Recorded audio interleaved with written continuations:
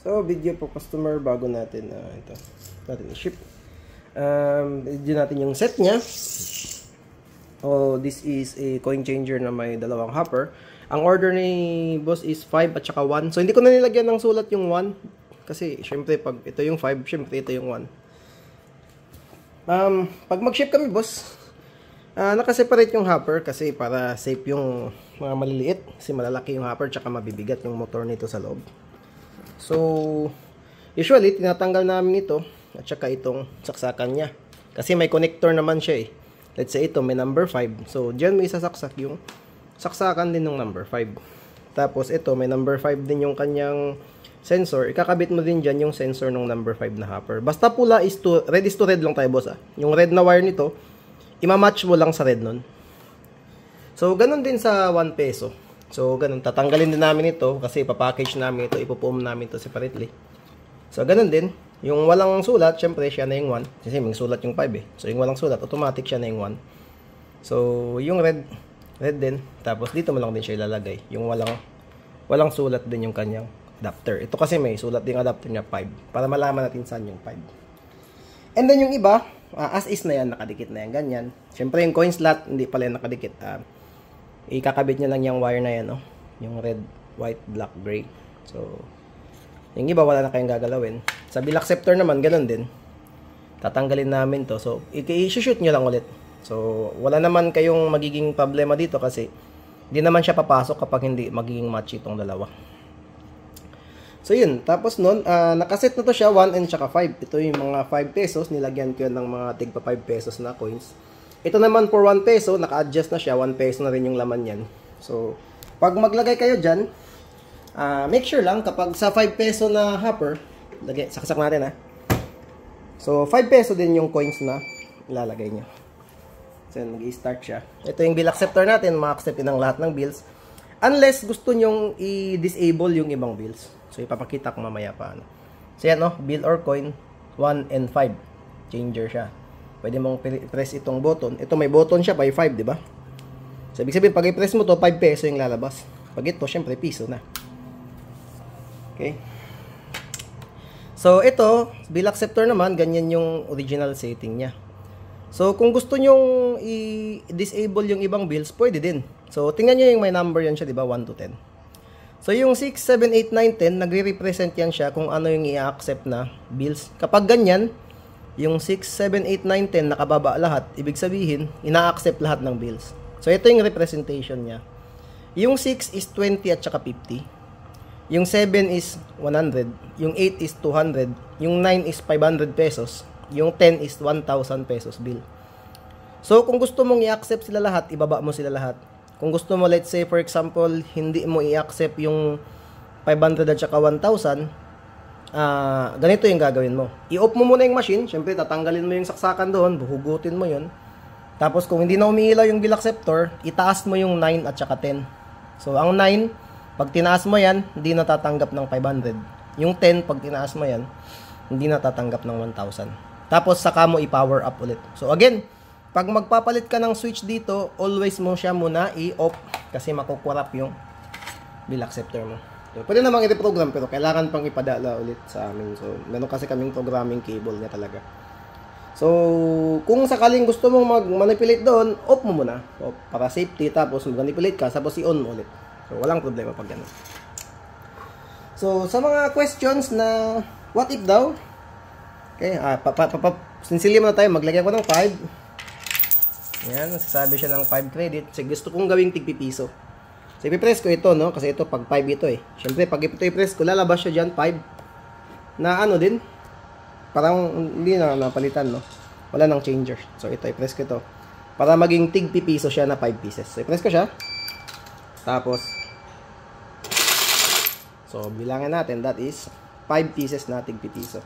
So, the opposite is also true. Kapag lagyan mo ng 5 pieces na tigpipiso, yung coin slot, 1. So, mabibilang yan ng credit, di ba? 1, 2, 3. Example ba, yung ito yung gusto mong gawin? Yung tigpipiso, gusto mong gawing 5 peso na buo. Yan, naging 5 na yung credit niya, tapos i-press mo yung 5. So, lalabas din dito yung Isang pirasong 5 peso. So, 10 peso, pwede po kahit anong coin dyan. So, subukan natin yung 20. Gusto kong gawing, let's say gusto kong gawing tig 5 pesos na coin. So, lalabas siya ng 20. Press ko yung 5, itong button na to, pang 5. Lalabas siya ng 4 na piraso. So, makikita mo, 4 na piraso yan. So, ano yung gagawin natin dito? Magte-testing lang tayo. Okay. So, 20. Lagyan natin sa bill. So, sabi siyang ganyan. So, let's say gusto natin siyang gawing tig pipiso. Kasya ba yung nilagay ko? Subukan lang natin. So, press ko to. So, ganito yung style ng kapag more than 10 pieces, nagpapahinga yung hopper every 10 pieces. So, yan, tapos na. So, bilangin natin kung 20 nga ito. So, 4, 5. 1, 2, 3, 4, 5. 1, 2, 3, 4, 5. Oops, no. Kayo mga ta. 1, 2, 3, 4, 5. So, that is 5, 10, 15, 20. So, itatabi ko lang siya. Mahirap nang pulutin. So, mag-try naman tayo ng ibang bills. 50. So, yan, 50. So, gagawin ko ng tigpa 5 kasi maubos na yung laman nun eh. So, lagyan natin siya tigpa 5. Siyempre, kapag 50 pesos, dapat 10 pieces na tigpa 5 pesos. So, bilangin natin 1, 2, 3, 4, 5. 1, 2, 3, 4, 5. So, sakto, 10 pieces. Subukan naman natin, 100.